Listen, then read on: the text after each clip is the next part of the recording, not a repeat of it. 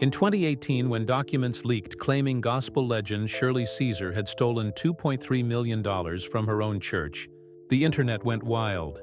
Accusations spread like wildfire, and her name trended for all the wrong reasons. Then in 2024, another wave hit. This time a fake will and a man claiming to be her secret son surfaced online with letters and DNA demands. And even her own siblings turned against her after their mother's death, saying she used family pain to fuel her career. She's been accused, attacked, and even declared dead 3 times in 2 years.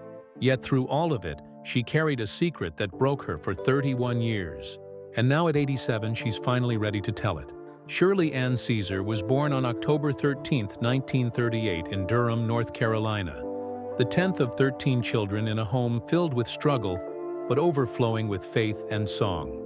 Her father, James Caesar, worked long hours in a tobacco company and sang gospel on weekends, while her mother, Hallie, despite physical challenges, somehow kept the family fed on almost nothing.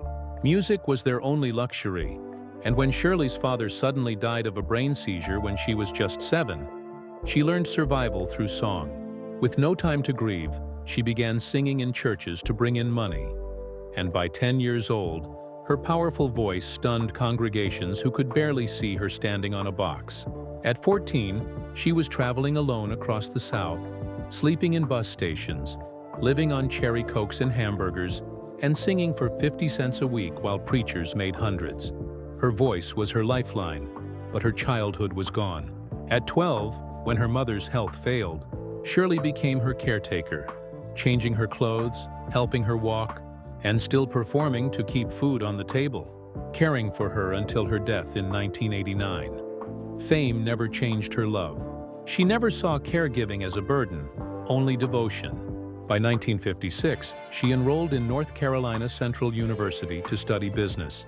But one day during class, she heard a voice that said, "I have called you from your mother's womb." And from that moment, she knew her destiny wasn't behind a desk. She dropped out and walked into gospel music with unstoppable faith. In 1958, she approached Albertina Walker from the Caravans, joined the group, and electrified audiences with her raw, moving style. Her performances broke barriers, and her songs like "He Never Left Me Alone" and "No Coward Soldier" became spiritual anthems for the Black community during segregation. The Caravans faced discrimination, being denied hotels and threatened by police, but Shirley kept singing through the pain, using her voice as a weapon of faith. By 1966, she left the group over unfair pay and control, signed her own deal for $50,000, and released her solo album, My Testimony.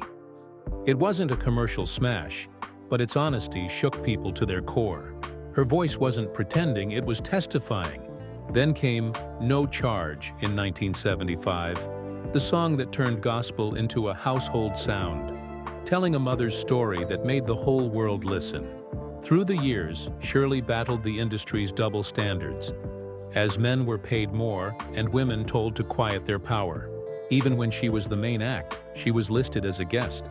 Yet she kept going, winning her first Grammy in 1971 after losing one 2 years earlier due to rigged voting. On live television, she turned a daytime talk show into a revival, preaching and singing until CBS got thousands of calls. She wasn't just performing, she was teaching America what gospel truly was. In 1972, she made history with Put Your Hand in the Hand, a song that mixed faith with a pop sound and won her a Grammy, sparking outrage among traditionalists but forever changing gospel's place in music. Her faith was her rebellion, and she proved that gospel could stand proud in any arena. By 1975, she was singing to 250,000 people in West Africa, seeing poverty up close and vowing to dedicate her life to helping others. She gave away half of all her concert earnings, opened outreach ministries, and sometimes lived broke while keeping others fed. Her generosity was real, not publicity.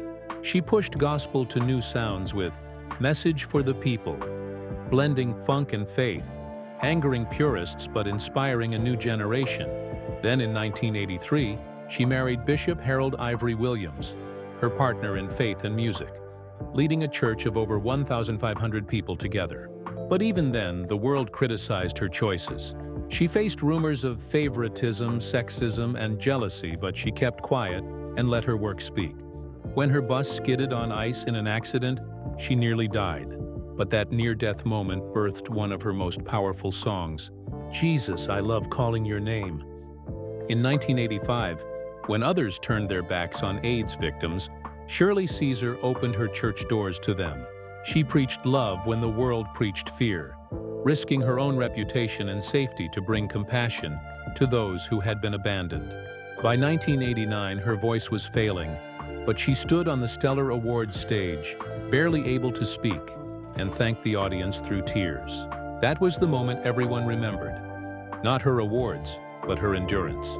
In 1991, she returned stronger with "He's Working It Out for You," a song that reminded everyone to keep faith in hard times. Years later, she received the National Heritage Fellowship, proving her legacy wasn't just musical, it was cultural. She sang beside Whitney Houston and CeCe Winans, bridging generations.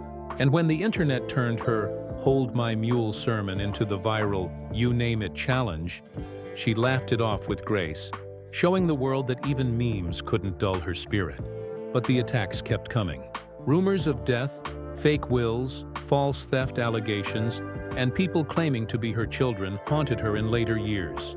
In 2018, she was accused of stealing from her own church, but an independent audit proved her innocence, showing she'd actually spent her own money to cover church debts.